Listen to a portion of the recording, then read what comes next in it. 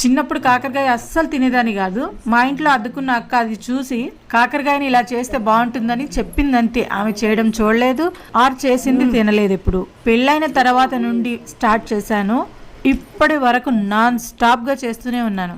ఈ రెసిపీలో చేసే విధానం, వేసే ఐటమ్స్ యొక్క క్వాంటిటీ ఇంపార్టెంట్ అంతే.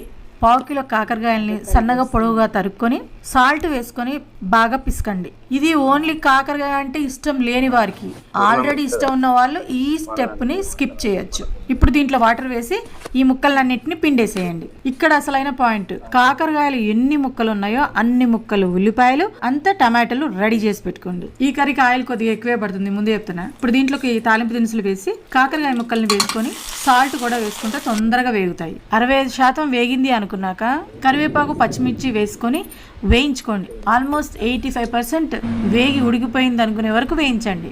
ఇప్పుడు దీంట్లో కట్ చేసుకున్న